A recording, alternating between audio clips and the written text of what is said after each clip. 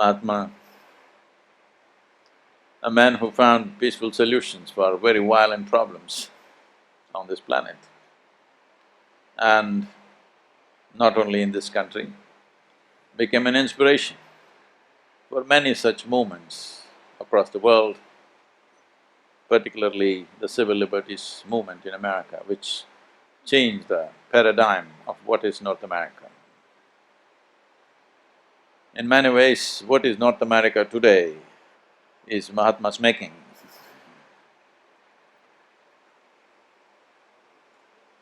Well, when we utter the word peace, people think in terms of war and peace.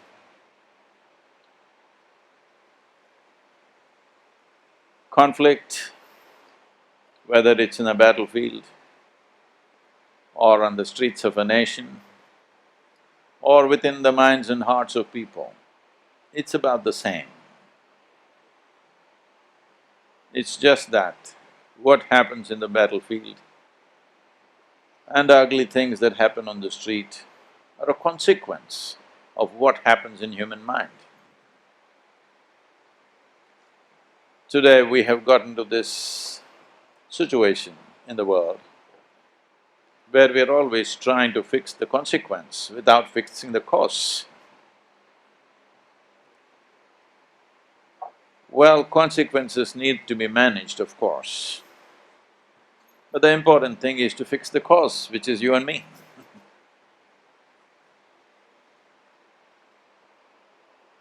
The world is a very peaceful place if you and me were not here. Hello?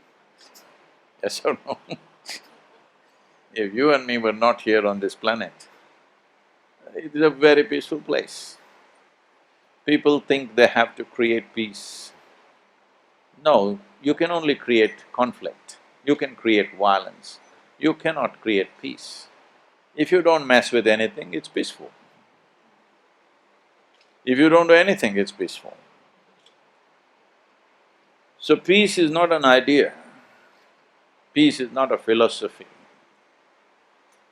peace is not a consequence of human action.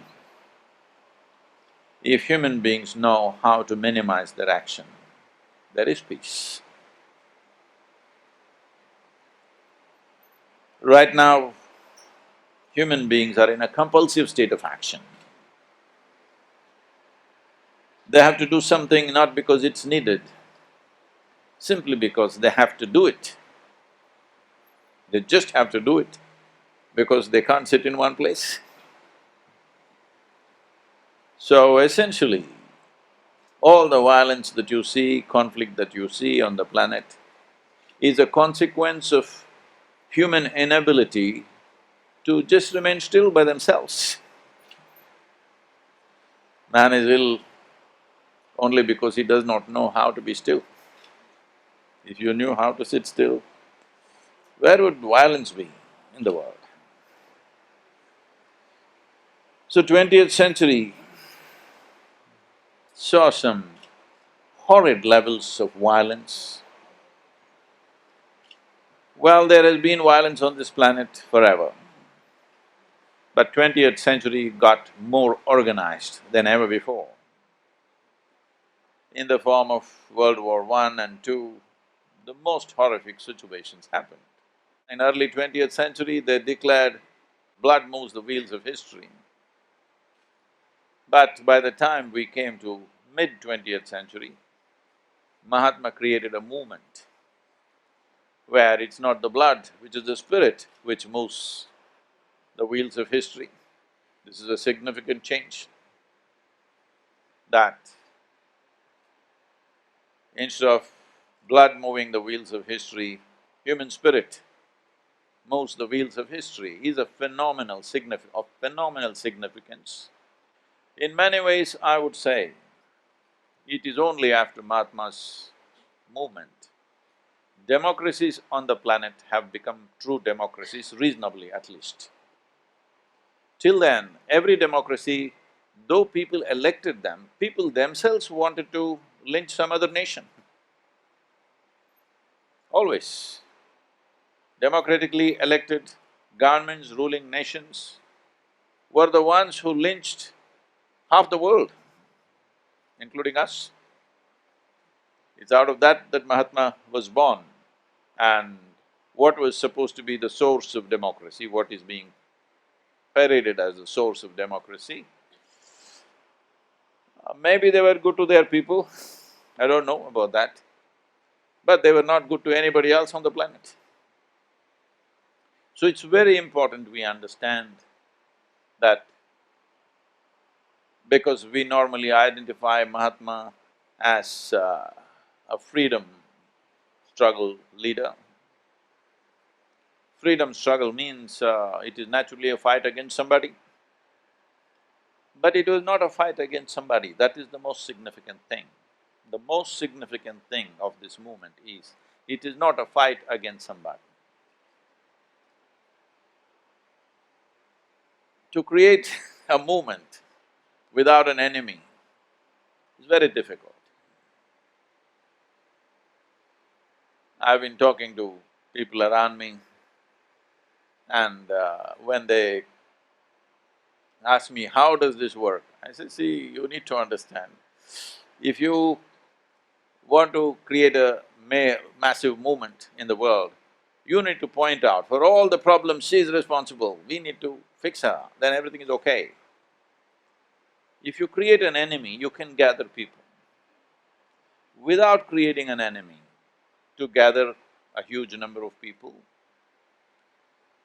though not everybody in the country might have grasped this is what he was trying to do, this is what we are trying to do today also.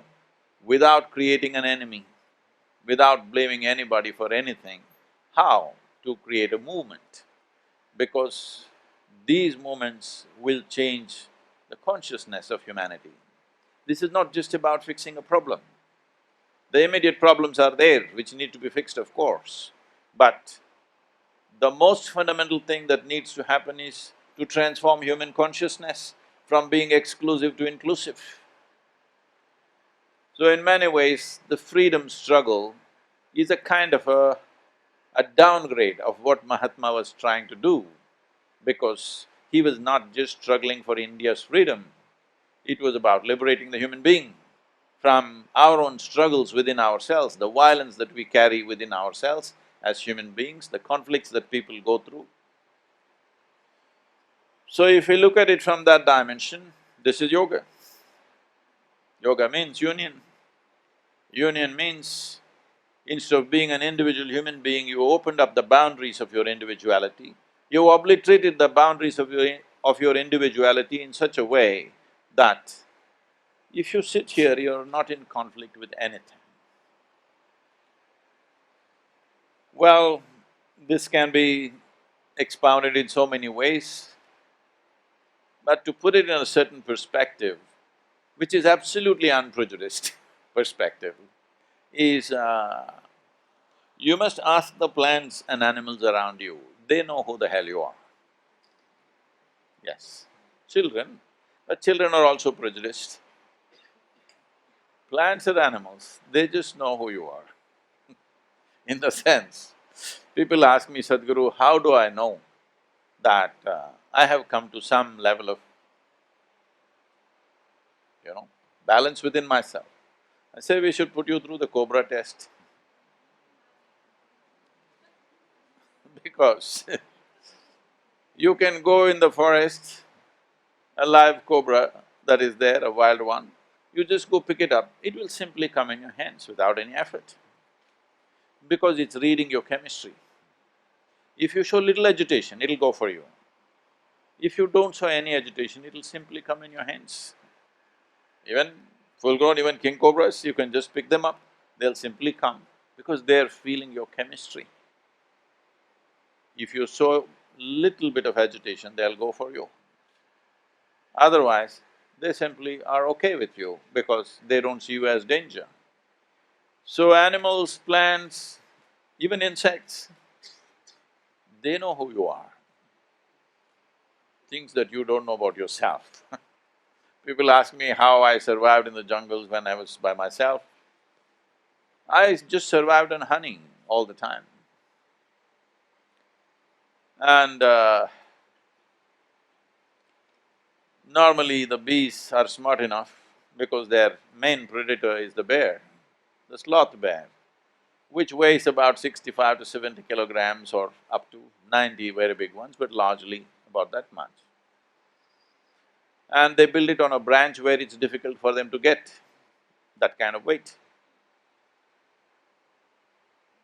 So I was weighing about the same, like a sloth bear. So I took out my motorcycle's petrol tube, which is just 15 to 18 inches in length, and put it into the beehive and drank. One cavity is over, I'll put it into another one and drink. They think I'm just one of them. Because if you show mildest agitation, they will go for you. These bees in the Western Ghats, if they bite you in the face, 8, 10 of them, if they bite you in the face, you will die of suffocation. In case you open your mouth and one of them bit inside your mouth, one will do, you will die of suffocation. But they never ever bit me, because if you keep yourself, if you make yourself absolutely peaceful within yourself, do you believe you will have to manage violence on the planet? Hello? Is it needed? So in a way, in his own way, he was talking this language that it is about you, keeping yourself in a certain way, that from reaction you become a conscious response. This doesn't mean you're placid, this doesn't mean you simply sit and don't do anything. You're super active in the world, but you are a conscious response to everything, you are never a reaction to the external situations. This is all a human being has to do, to bring humanity to this, that you are a conscious response in your life, not a compulsive reaction. If this one thing we do in this world, we don't have to manage wars, we don't have to do this and that, because today our idea of peace is deterrent. I have a nuclear bomb, you have a nuclear bomb. If you bomb me, I'm going to bomb you. This is our idea of peace. Well, you can achieve peace in many different ways. This happened, is it okay? Can I tell you a joke? Hello? You're becoming serious, that's why. Serious people naturally become violent. Seriousness is violence against life. This happened at one time. Shankaran Pillai was a very abusive husband, verbally abusing her, sometimes physically abusing her. But the wife was always absolutely peaceful, no reaction to anything. One day he was in a excessively abusive mood and he abused her in every possible way, but she was just not reacting to anything. Then he looked at her and he asked, "How do you manage this? I'm always abusing you, but you don't say one thing back, you're just peaceful, how do you do this?" She said, "I clean the toilet." So, what, you clean the toilet? What does that do to you? I know, a month ago I physically did things to you which I should not have done, but even then you were peaceful. Yes, I cleaned the toilet. What do you mean clean the toilet? How does it bring peace to you? She said, "I use your toothbrush."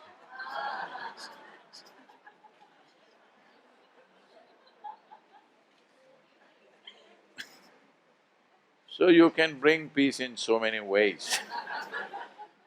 But is that the way to do it?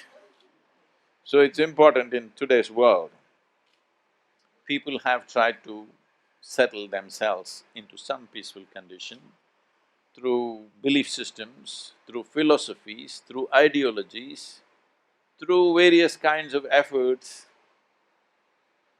But what we need to understand is, what we call as peace or what we call as turbulence within us are both having a certain kind of chemical background to it. There's a chemistry to it. That's why I said you can trust the cobras and the bees, any venomous creature. If you can take it and it doesn't bite you, it doesn't attack you, this means you're very peaceful, because it is only reading your chemistry By your chemistry, it knows your intent. So, if you create a chemistry of peacefulness within you, then you don't have to think peace is the last thing that you do in your life. Because right now, people are talking like peace is the highest goal in their life. The ultimate goal in their life is to be peaceful. Peace is not an ultimate goal, it is a most fundamental must in our life. If you want to enjoy your dinner tonight, even if you're not ecstatic, at least you must be peaceful. Hello? Huh? Is it the last thing that you do, or should it be the first thing that you do in your life? If you want to enjoy a walk on the beach, you must be at least peaceful even if you're not blissed out. Now people are handling peace in so many different ways. How to become peaceful? You must have a glass of wine. If it doesn't work, of course you must smoke something. If it doesn't work, you must pop something. Well, don't laugh at it. They are going to be the majority, they will vote it as legal shortly. Yes, yes, it will become legal when everybody wants it. Yes or no? Hello? You don't think so? Already wherever universities I'm going, they're all asking, Sadhguru, why don't you… you are good at doing all these movements, why don't you start a movement to make marijuana legal? I said in India it was always legal, but we were sensible enough to not pick it up in a big way and smoke. Somebody, a few people did, we didn't care about it. Now that all of you want to do it, so I asked, do you want to smoke? It's called smoke up, not just smoke. You want to smoke up and come to the university? They say, yeah, why not? Then I say, do one thing. I'll book you up on a small airplane to fly, and you find the pilot comes smoked up. You want to fly with him? I say, you're not getting it. Let's say you have a major surgery to be done on you. The surgeon comes smoked up. Do you want a surgery? He said, no. So you understand that it lowers your faculties. Tell me, do you enhance your life by lowering your faculties or by heightening your faculties? Which way is it? Can anybody enhance their life by lowering their faculties? You can only enhance your life by heightening your faculties. But today, in the world, it is spreading that by lowering your faculties, you can be peaceful and wonderful, all right? So, it is very important. Peace is not the goal. How you get there also is equally important. Mahatma went on stressing, freedom is not the only thing, how you get there is also important, which riled a lot of people of the times. So how you get there is equally important. It's very easy to be peaceful. If you get drunk and sleep through the weekend, you are peaceful. Because the world is free of you, world is also peaceful. No, to be actively engaged and be peaceful is important. To be actively, intensely engaged with life and still be peaceful. For this, you need to become conscious enough that your life is a conscious response to everything, not a compulsive reaction. This needs to happen in the world. This is the moment that is needed in the world right now, that we need to ensure that people know how to be peaceful and joyful and blissful by their own nature, not because of something. If it's because of something, whichever way, life deprives you of things that you want at many points in your life. Hello? It does or no? You're all well-to-do, but does it happen to you also or not through the day? Something will not happen the way you want. The more active you are, more things won't happen to you the way you… the way you want. If you're just living within your four walls of your home comfortably, 90% happens your way, 10% doesn't happen your way, which irritates you. If you step out into the world and start doing many things, if your activity spread across the world, then you will see 90% will not happen your way, only 10% happens your way. When only 10% is happening your way, how to remain blissful is something you must learn. Hello? Yes or no? If this doesn't happen, inevitably you will become violent. You may not go and beat somebody or kill somebody, but if you have resentment, if you have anger, if you have hatred, this is violence. Whether you kill somebody or commit suicide, it is violence, isn't it? Hello? Whether I stab you or stab myself, it is still violence. In fact, if I try to stab you, you have some defense at least. If I stab myself, absolutely defenseless life, isn't it? Huh? This life, when I attack it, it is an absolutely defenseless life. Even a child has some defenses, this one has no defense against you. So stabbing need not be necessarily with a knife. The nature of a human being is such that if I ask you, do you want your intellect to be sharp or blunt? Sharp or blunt? Please choose, I'm going to bless you right now. You want it sharp. So it is a cutting instrument. If you have a sharp instrument in your hands, you must know how to hold it. Otherwise you'll hurt yourself every day. That is all violence is about. If we remove half your brain, you will be quite peaceful. Yes or no? Hello? Because if you remove the possibilities, problems also will go away. To keep all the possibilities and to be not a problem, that is the important thing. If you take away all the possibilities, problems are also gone. If we take away half your brain, you are very peaceful, no trouble to anybody. So, what is the greatest gift that we have? These millions of years of evolution rendered yourself to this place where you are capable of this level of cerebral activity. This has become the problem. You are… when you say, I am stressed, when you say, I am angry, when you say, I am irritated, what you're complaining is, I want to be an earthworm, why did I become a human being? You're complaining about the size of your brain and the activity possible. Yes, that's all you're complaining about. So when you complain about this, slowly, you know, when you aspire for something, it may come true. We have studies with the universities in America, where they're showing generally for most human beings, after their 35 years of age, their brain is depleting. But we have recorded now with sizable samples that those who are doing a simple practice in their life, just a simple practice in their life, their brain, the neuronal regeneration is multiplying about 240 times higher than normal.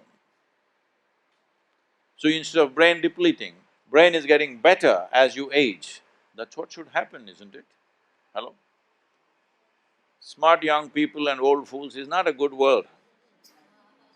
Yes, because by the time you grasp what is what, by the time you figure out a few things just to rise above your childishness, your hormonal issues and a little bit of whatever financial stuff, by the time you are maybe 45, 50. Hello? So, when your wisdom begins to blossom, your brain begins to diminish, not a good way to live. Not at all a good way to live, isn't it? But that is happening to the entire world. Unless we bring some dimension of life for which this culture and its roots are very, very invested in that, in many ways, Mahatma's whole movement had foundations in the spiritual principles of this nation and this culture. Otherwise, if it is not India, such an idea of non-violent movement to get freedom for a nation would not have happened. This is very clear. Without being born in India, that wouldn't have happened.